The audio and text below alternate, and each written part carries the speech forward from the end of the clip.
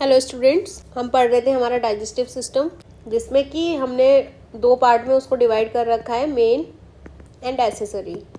ठीक है, मेन में हमने माउथ को कंप्लीट कर लिया है एंड देन उसके एसेसरी भी हमने कंप्लीट कर लिया है, salivary gland, tongue and teeth. ठीक है, तो प्रीवियस लेक्चर जिसने नहीं देखे वो जाके पहले ये देख के आओ, आगे का तभी समझ आएगा। आज हम पढ़ने वाले हैं मेन ऑर्गन्स में हमारा फेरिंग्स।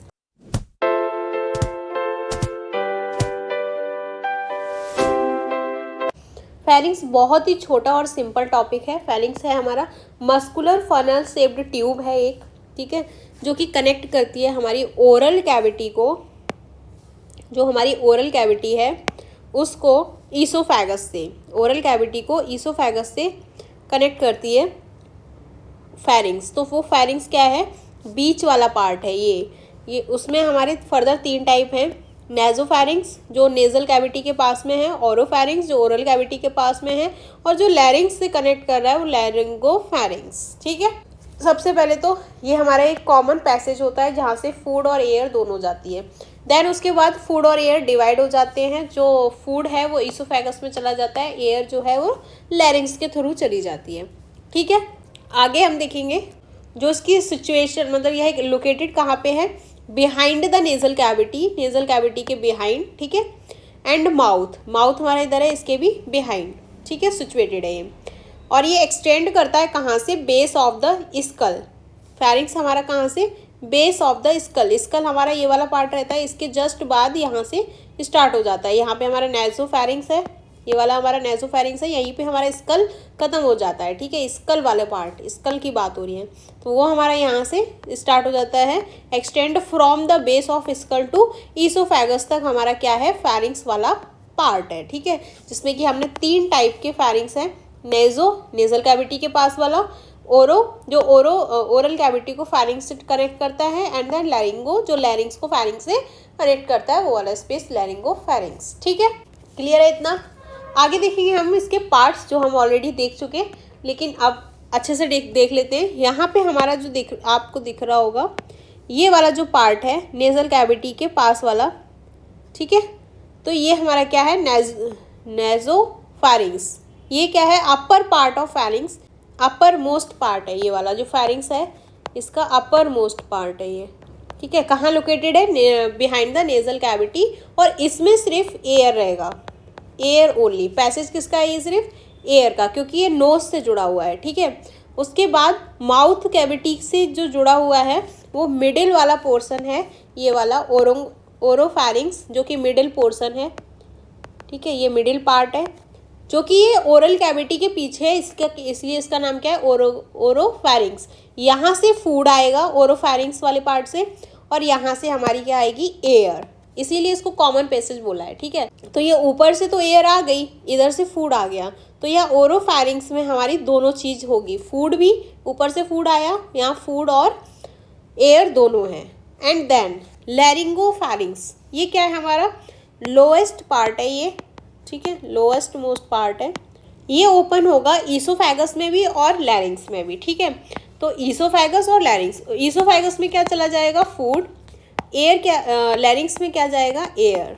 ठीक है, तो यहाँ से हमारा डिवाइड होना स्टार्ट हो जाता है। तो फूड कहाँ जाएगा हमारा, ईसोफेगस में, और लैरिंग्स कहाँ जाएगी, एयर में, वो सॉरी एयर कहाँ जाएगी, लैरिंग्स में। ठीक है, ये वाला पार्ट जो है हम रेस्पिरेटरी में पढ़ेंगे।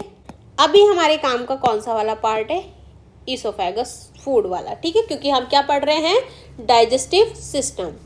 आगे देखेंगे हम फेरिंग्स का मेन रोल क्या है, बहुत ही छोटे छोटे फंक्शन है फिजियोलॉजी तरीके से। सबसे पहले तो ये पैसेज प्रोवाइड करा रही है फूड के लिए, ठीक है, जिससे कि फूड मूव करता है माउथ टू ईसोफेगस। ठीक है, पैसेज है ये एयर का भी, जो कि एयर को कंडक्ट करती है from nose to larynx, respiratory में आएगा। स्वालोइंग में हेल्प करती है, फेरेंजियल मसल्स रहती हैं वहाँ पे, वो पुश करती है फूड को डाउनवर्ड्स। ठीक है, स्पीच रेजोनेंस में हेल्प करती है, साउंड प्रोडक्शन में, साउंड की प्रोडक्शन में भी हेल्प करता है कौन, हमारा फेरिंग्स। यहाँ पे हमारा फेरिंग्स खत्म होता है। अभी हमारा मेन ऑर्गन ही पढ़ेंगे, क्या, ईसोफेगस। ठीक है, वो भी हम आज ही देख लेते हैं, आधा आज देख लेंगे, और जो उसका हार्डेस्ट पार्ट होगा वो हम नेक्स्ट लेक्चर में देख लेंगे। ठीक है, तो ईसोफेगस क्या है, ये भी एक मस्कुलर ट्यूब है। ठीक है, ऑफ डाइजेस्टिव सिस्टम की, जो कि कनेक्ट करता है कहाँ पे, फैरिंग्स को स्टमक से। क्या है हमारा फैरिंग्स पे हमारा काम खत्म हो गया था, ये हमारा लैरिंग्स वाला पार्ट है, ठीक है। ये तो वॉइस बॉक्स है, यही आगे ट्रैकिया में जाएगा। हम मेन फोकस किस पे करेंगे, यहाँ हमारा फैरिंग्स था, अरे फैरिंग्स से ईसोफेगस, ये वाला पार्ट, यहाँ से हमारा क्या जाएगा, फूड, ईसोफेगस से ये कहाँ गया हमारा, स्टमक में। तो ये वाला जो पार्ट है ना, यहाँ से लेके यहाँ तक, सॉरी ये फैरिंग्स था, यहाँ पे हमारी वर्टिब्रा रहती है। तो जो 6th वर्टिब्रा है ना, सर्वाइकल वर्टिब्रा 6th नंबर की, वहाँ से हमारा ईसोफेगस स्टार्ट होता है, ठीक है। ये हमारा लैरिंग्स है और यहाँ पे हमारा ईसोफेगस, ये हमारा फैरिंग्स वाला पार्ट है, यही डिवाइड होगा ईसोफेगस एंड लैरिंग्स। तो यहाँ से हमारा ईसोफेगस स्टार्ट हुआ यहाँ तक। अब इसके ना ऊपर और नीचे, अपर एंड लोअर ईसोफेगस स्फिंक्टर है, और यहाँ पे एक हमारा अपर, यहाँ अपर ईसोफेजियल स्फिंक्टर है, जो कि क्या करता है, ये प्रिवेंट करता है या तो बैक फ्लो को या एयर एंट्रिंग को। तो हम यहाँ बात करें तो यहाँ हमें क्या नहीं चाहिए, एयर नहीं चाहिए। अपर में क्या नहीं चाहिए हमें, एयर को लैरिंग्स में जाना है, इसलिए यहाँ पे ये क्या करेगा, स्फिंक्टर प्रिवेंट करेगा एयर एंट्री को, कहाँ पे, ईसोफेगस में। क्लियर है। जब हम ब्रीद करते हैं तो ये स्फिंक्टर यहाँ पे बंद हो जाता है, ताकि इसमें क्या नहीं जाए, एयर, तो वो एयर इधर चली जाती है लैरिंग्स में, ठीक है। यहाँ पे एक और चीज़ होती है, आगे हम बताएंगे। अभी 2 चीज़ें हमें प्रिवेंट करती है कि एयर और फूड सेपरेट हो, ठीक है, ये हो गया। अब लोअर स्फिंक्टर क्या करता है, जैसे ही फूड स्टमक में गया उसके बाद ये बंद हो जाएगा, क्लोज हो जाएगा, ताकि ये जो कंटेंट है वापस नहीं जाए। क्यों, क्योंकि उसके बाद यहाँ एसिड होता है, तो वो एसिड फूड में मिक्सअप हो गया, तो वो वापस जाएगा, तो वो एसिड रिफ्लेक्स देगा, ठीक है। अगर ये एसिड के साथ फूड वापस जाएगा तो वो एसिड रिफ्लेक्स देगा और फिर वो प्रॉब्लम करता है। उस प्रॉब्लम को हम क्या बोलते हैं, GERD, ठीक है। अब हम एक बार इसकी लेंथ की बात करें तो 25 सेंटीमीटर होता है, ये 30 तक भी एक्सटेंड कर सकते हैं इसको। और ये कहाँ से होता है, C6 वर्टिब्रा से T11 वर्टिब्रा तक, थोरेसिक वर्टिब्रा 11 तक ये एक्सटेंड होता है। 25 to 30 सेंटीमीटर इसकी लेंथ होती है। कहाँ से स्टार्ट होता है, लोअर एंड ऑफ फैरिंग्स से स्टार्ट होता है, और कहाँ तक है, स्टमक तक, ठीक है। उसी के बीच में जो ऊपर की साइड स्फिंक्टर प्रेजेंट है उसको हम बोल रहे हैं अपर ईसोफेजियल स्फिंक्टर।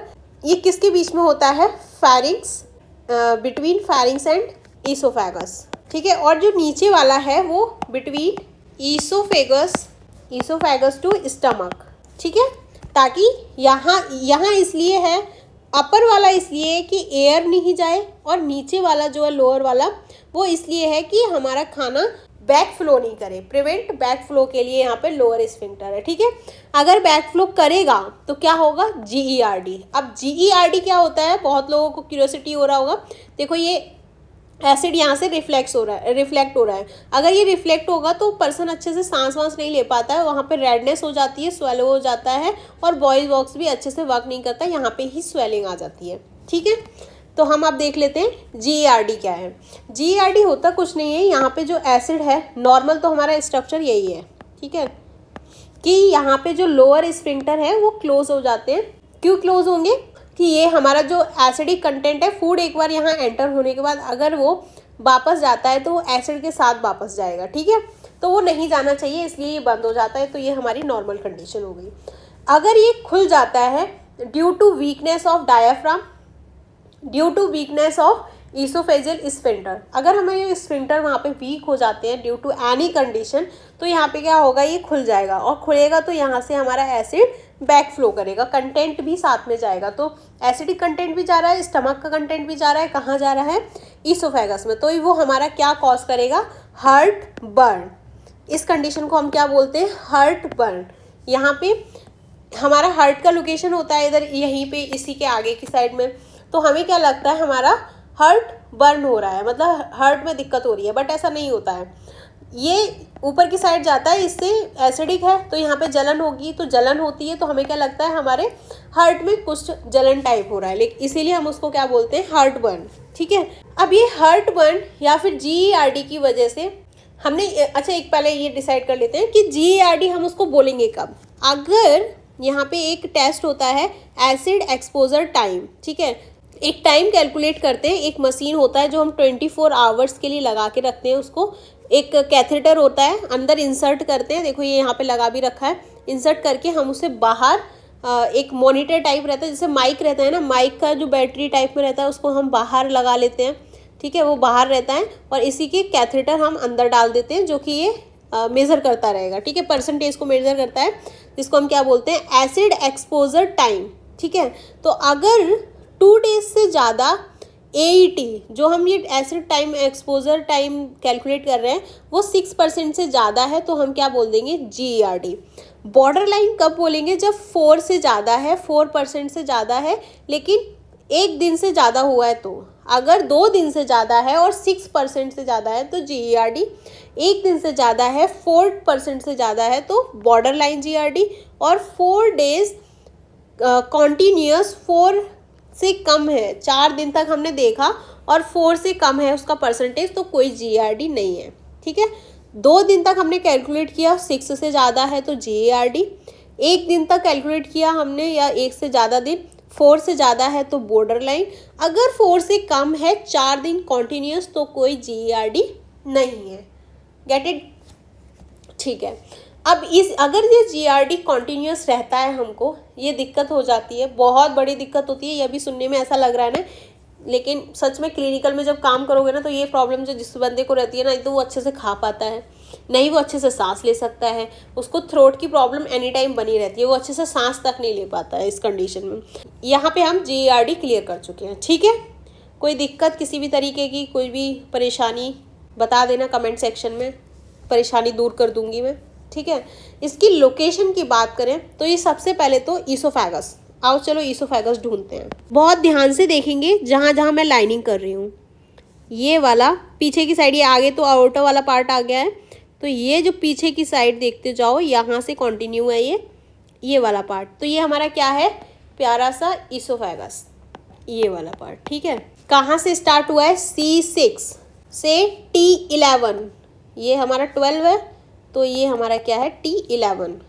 C6 से T11 तक हमारा कौन है, ईसोफेगस। कितनी थी इसकी लेंथ की बात करें तो 25 to 30 सेंटीमीटर। क्लियर है गाइस, इतना क्लियर है। इसके पोस्टीरियर साइड में क्या प्रेजेंट है, कोई मुझे बताएगा।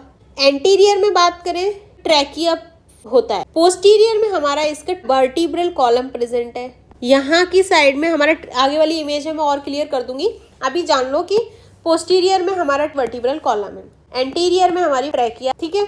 ये ईसोफेगस जहाँ से पास होती है उसको ईसोफेजियल हाइटस बोलते हैं, मैंने बोला था।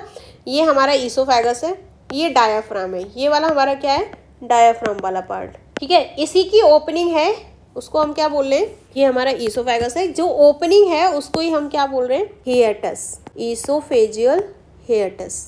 अब हम बात करेंगे ईसोफेगस के पार्ट की, तो हमारा कुछ सर्वाइकल पार्ट है क्योंकि C6 से स्टार्ट हो रहा है, कुछ थोरेसिक पार्ट है क्योंकि T11 पे ख़त्म है तो उसके बीच में कुछ होगा, इसका कुछ और छोटा सा पार्ट रहता है एब्डोमिनल पार्ट, ठीक है, जहाँ पे डायाफ्राम प्रेजेंट रहता है, वहाँ तक तो ईसोफेगस आता ही है, ठीक है। फिर डायाफ्राम आ जाता है हमारा, तो ये हमारा हो गया। ये वाली चीज़ तो हम ऑलरेडी डील कर चुके हैं, ये हमारा ट्रैकिया है ये, ठीक है, क्लियर है इतना। नेक्स्ट हम देखते हैं ईसोफेगस के पार्ट, जो अभी हम देख रहे थे, ये सर्वाइकल पार्ट है, ये थोरेसिक पार्ट है, ये यहाँ से यहाँ तक, एंड कुछ एब्डोमिनल पार्ट है ये वाला, जहाँ पे डायाफ्राम भी प्रेजेंट है। आगे ये हार्ट है, हार्ट में भी ऊपर ये आउटर जो निकलती है वो है, ठीक है। तो जो सर्वाइकल पार्ट है वो नेक में प्रेजेंट है, थोरेसिक पार्ट चेस्ट कैविटी में प्रेजेंट है, एब्डोमिनल में small part in abdomen before, stomach के पहले वाला पार्ट बहुत थोड़ा सा ही रहता है, स्टमक के जस्ट पहले वाला पार्ट है वो हमारा कहाँ प्रेजेंट है, एब्डोमिनल पार्ट में, ठीक है। कैविटी शुरू होने से पहले ही थोड़ा सा आ जाता है, वही है बस। बाकी सर्वाइकल और थोरिस ज़्यादा पार्ट कहाँ है, थोरेसिक में। नेक्स्ट ईसोफेगस की लेयर हमने पहले ही डील कर, एक सेपरेट लेक्चर है इसी चैनल पे, लेयर्स ऑफ एलिमेंट्री कैनाल। जिसने भी नहीं देखा प्लीज़ वो जाके देख लो, बहुत अच्छा से समझ आ जाएगा। सारी जगह का समझ आ जाएगा एक ही लेक्चर में। तो इसलिए मैं यहाँ पे सुपरफिशियली बोल के निकलूँगी। लेयर कौन सी है? सबसे पहले तो innermost mucosa layer, then submucosa, muscularis जिसमें कि skeleton muscle, mixed muscle and smooth muscle present है, एंड एडवेंटेशिया जो कि आउटर कनेक्टिव टिश्यू कवरिंग है, ये जिसको हम एडवेंटेशिया बोल रहे हैं। म्यूकोसा इनर लाइनिंग है जिसमें स्ट्रेटिफाइड स्क्वेमस एपिथेलियल सेल्स हैं, और सब म्यूकोसा कंटेन कर रही है ग्लैंड्स एंड कुछ ब्लड वेसल्स। ठीक है, जो म्यूकोसा लेयर है उसमें 3 टाइप की लेयर होती है, स्ट्रेटिफाइड स्क्वेमस एपिथेलियम, ठीक है, लैमिनिया प्रोप्रिया एंड मस्कुलरिस। ये क्या है? मस्कुलर लेयर है। ये क्या है? एपिथेलियल लेयर है। और ये क्या है? कनेक्टिव टिश्यू लेयर है। क्लियर है? इसमें तीनों लेयर प्रेजेंट है, लेकिन मैक्सिमम पार्ट किसका है? एपिथेलियल सेल्स का, एपिथेलियल लेयर का। उसके बाद हमारी आती है सब म्यूकोसा जिसमें कि हमारी ब्लड वेसल्स प्रेजेंट होती है, एंड मस्कुलर लेयर, इसमें हमारी कुछ मसल्स प्रेजेंट है, इनर, आउटर, और ऑब्लिक किसमें होती है? स्टमक में। ठीक है, तो यहाँ पे हमारी 2 टाइप की मसल प्रेजेंट है, इनर सर्कुलर, आउटर लॉन्गिट्यूडनल। सब म्यूकोसल में ग्लैंड्स हैं, तो ये हमारी इसोफेगस की लेयर्स हैं। क्लियर है? इसमें कुछ लॉन्गिट्यूडनल फोल्ड्स भी प्रेजेंट है। फोल्ड्स क्यों होते हैं? सरफेस एरिया इंक्रीज करने के लिए। ठीक है, ये हमारा हो गया। अब हम फंक्शन या फिजियोलॉजी की बात करें, इसोफेगस के ही कुछ फंक्शन और फिजियोलॉजी। जो इसोफेगस है वो मेनली ट्रांसपोर्ट का काम करती है, फूड का ट्रांसपोर्ट ही हो रहा है हर जगह, तो ये फेरिंग्स से स्टमक की तरफ जो लेके जाएगी वो इसोफेगस। यहाँ पे हमारा फेरिंग्स वाला पार्ट था, फिर हमारा यहाँ से C6 से लेके सर्वाइकल 6 वर्टिब्रा से लेके T11 तक, ठीक है, यहाँ तक हमारा क्या था? इसोफेगस, जो कि 25 to 30 सेंटीमीटर लॉन्ग है। उसके बाद यहाँ से हमारा स्टमक वाला पार्ट स्टार्ट है, एंड देन ड्यूडेनम। तो ये स्टमक वाला पार्ट है, यहाँ तक फूड का ट्रांसपोर्ट फेरिंग्स से लेके ये इसोफेगस वाला एरिया पूरा कवर किया। अच्छा, हमारा जो बोलस आता है वो इतना इसोफेगस वाला डिस्टेंस कवर करने में कितना टाइम लेता है? ये एक क्वेश्चन है, इसका आंसर मुझे देना कमेंट सेक्शन में ज़रूर से ज़रूर। इसका टाइमिंग मैं तभी बताऊँ, अभी बता देती हूँ। 4 to 8 सेकेंड लगता है हमारा फेरिंग्स से लेके स्टमक तक आने में। एक बोलस को कितना टाइम लगा? 4 to 8 सेकेंड्स। इतना फास्ट ट्रैवल हो रहा है। एंड देन इसका फिजियोलॉजी की बात करें हम इसोफेगस की, तो सबसे पहले सॉलोइंग में हेल्प करता है। ठीक है, इसका मुझे एक चीज़ और समझाना है कि जब सेलो करते हैं कोई भी हम फूड पार्टिकल को, जब भी फूड मूव करता है इसोफेगस से, सॉलोइंग करने के हमारे 3 फेज़ होते हैं। एक तो ओरल फेज़ रहता है जिसमें हम वॉलेंट्री कंडीशन, मतलब हमारी विल पावर से हम उसको सॉलो करते हैं, माउथ में जब तक रहता है।